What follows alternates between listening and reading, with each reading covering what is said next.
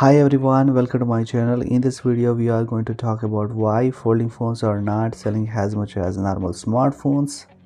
Before we dive in, I would really appreciate it if you could hit the like button, subscribe to my channel and share this video with anyone who might find it interesting. Your support means a lot to me and helps me to create more content like this. Now let's get into the topic. Folding phones are incredible piece of technology that I have think most of us find fascinating. The idea of having single large screen that can bend and fold feels like something out of the sci-fi movie. It's most unreal. The first folding phone was showcased at CES 2018. It was called as the Royal FLX-Y and it was also the first commercially available folding phones. Since then we have seen a lot of innovation in this space.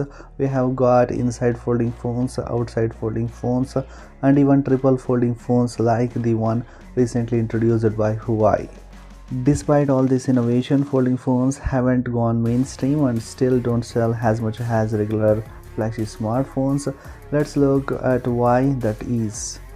First reason is price tag. Folding phones are expensive, much more so than regular flagship phones.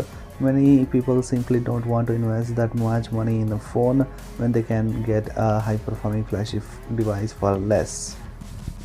Second is durability concern. While we haven't seen many issues recently, earlier models like Samsung Galaxy Fold had problems with screen durability. Folding phones displays are delicate and they require extra care compared to regular phones. If something goes wrong, the display can stop working entirely, which is a big concern for the users.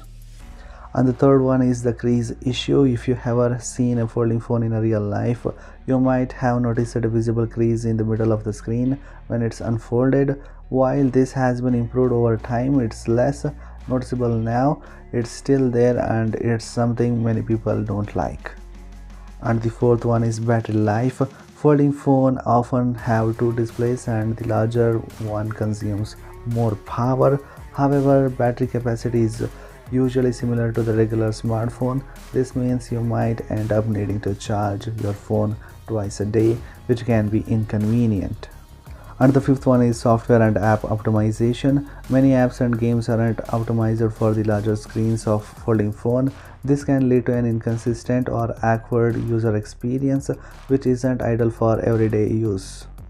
And the last reason is the repair cost. Fixing a folding phone is usually more expensive than repairing a regular phone. The complex design and delicate display makes repair costlier than more complicated. At the end of the day, not everyone feels the need for owning a folding phone. Regular smartphones meet the most people's need just fine and they are more durable and practical for everyday use. For those who do buy folding phones, it's often seen as a luxury item or an experimental choice rather than daily driver. So that's why folding phones aren't sold as normal phones. They are awesome piece of technology, but they come with trade-offs that make them less appealing for average user. Now I want to hear from you. If you had the choice, would you buy a folding phone? Let me know in the comments below. Thank you for watching. Don't forget to like, subscribe and share this video with your friends. See you in the next one.